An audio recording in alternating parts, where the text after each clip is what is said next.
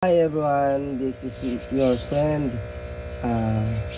DMW Abiari from Bird Breeder and Gappy Yard from Fish Keeping. Happy Sunday everyone, and hope you enjoy my newest and latest video guys. Please like and share. Please support, and thanks for watching and this video. And guys, sana sa lahat ng mga binibideo ko, kahit na hindi tayo perfect na mag-vlog, I just want to help you guys na paano yung mag-share o paano alaga ng mga gantong klaseng isda at pag-alaga ng ibon, monster fish and so on and so forth. Sana guys, supportan natin yung mga hobbies natin.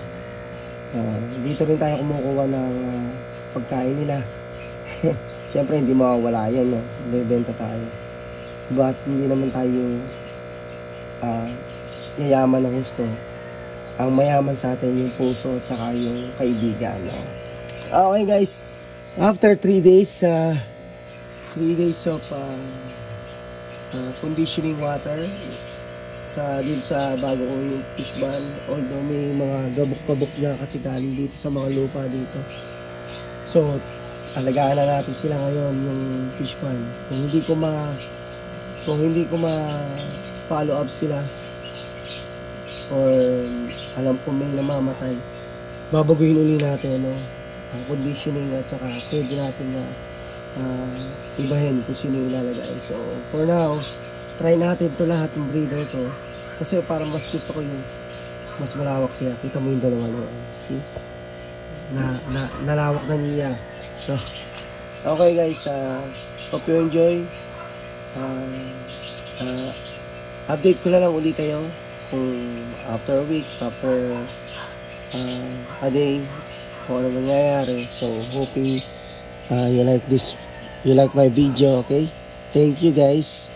Ito release na natin, Yahoo! Dala lang.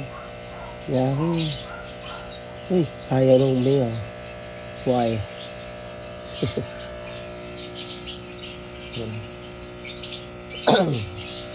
Yeah. So, ayan nakita na nila yung friends nila. Sama-sama na sila. Alright. Isang bagsak dyan, guys. Boom! Yeah.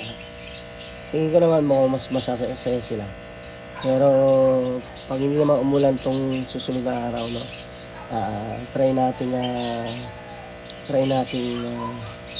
dito magdagdag ng tubig. Okay, bye guys. See ya.